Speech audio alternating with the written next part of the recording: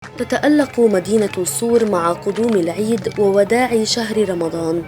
تختلط أصوات الناس بوطأة الأقدام على أرض المدينة البحرية المكتظة بالبشر، والتي تشهد إقبالاً هائلاً على الأسواق التجارية ومحلات الألبسة. فلا يمكن لبهجة العيد أن تكتمل بدون ثياب العيد، خاصة عند الأطفال. كما يبرز إلى الواجهة التزاحم الكبير على شراء الحلويات.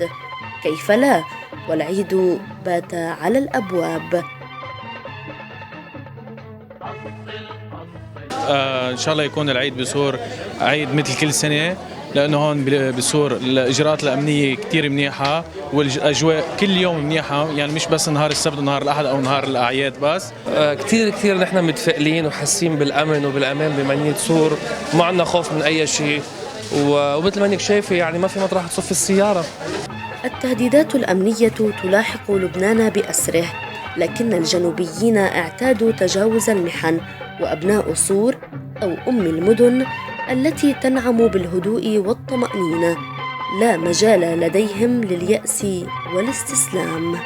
نحن من صور نقول لكل اللبنانية عيدوا وانبسطوا وما تخلوا شي معكم عن الفرح، كل عام وانتم بخير. بصور دايما جو فرح وبسط، وكالعادة ما في شي بيردعنا، جو مميز رغم كل التهديدات. نحن اكيد ما بنخاف، مثل ما شايفة على طول كل شيء مميز والمطاعم مليانة والاجواء دايما حلوة.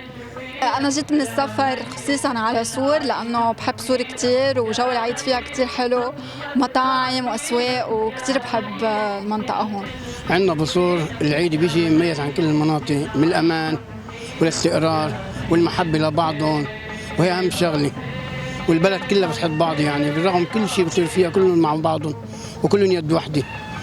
من صور بحب عايد الجميع بعيد الفطر السعيد، وبتمنى الكل ينزل على صور ويعيشوا أجواء صور الحلوة. كتير الإقبال حلو السنة على الأعياد، وعندنا خصوصا بكحلون، يعني نشكر الله الحجوزات عم بتكون مثل المتوقع وأكثر، حتى يعني عم نجرب نلاقي محلات للعالم، عم نستأجر كراسي نقدر نلاقي عالم، بالرغم من الظروف الأمنية اللي هي بلبنان عم بتكون بكل المناطق شوي صعبة، بس نشكر الله. صور هي أم المدن بهالبلد، امنا كلنا. صور عاشت الفرح وزعبت المحتل من زمان، وما حدا بفوت على صور، وبس الفرح بضل يفوت والامان ان شاء الله. وصور ناطره الكل بالعيد، كلنا ناطريكم تجوا لعنا وتنبسطوا معنا. مدينه امنه ومدينه بتساعد الكل.